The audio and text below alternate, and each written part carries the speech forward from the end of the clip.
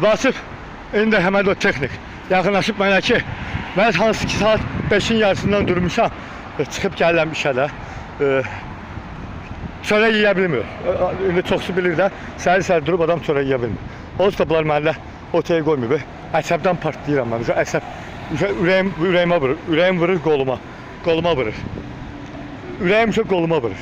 Yəni təsəvvür edin, indi bir dəqiqə yaxınlaşıb mənə ki, saat 11-ə qədər ərazide ol. Filandır. Aynen bilib belədir. Saat filan vaxta qeydəcək. Qanunu işləyirəm deyə, bunlar mənə qarşı haqsızlıq eləyirlər. Nazımla bahsedib konkret. Gedib iş tapırlar ikisi də. Oradan buradan, Leveşdən, dövlət işlərini istədirlər, pulu alıb qoyurlar ciblərlə. Nazımla bahsedibdir. Bunu eləyəm burada. Mən eləmədiyim halda mən oluram bunlarla düşman. Məni düşman görürlər bunlar. Mən bu küçə süpürgəsi, mərkəzi küçə süpürgə.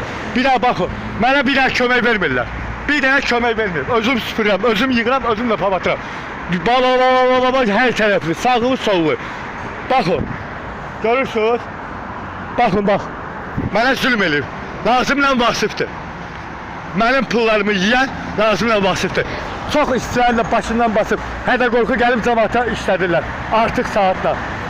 Nə bilim, şəhərdə konsert olur cəmaat. Əgər səhər tezdən gəlmiş, işləmiş eşşək kimi, axşam saat 6-7 olur, qayıdırlar ki, heç kəs evə gəlməsin.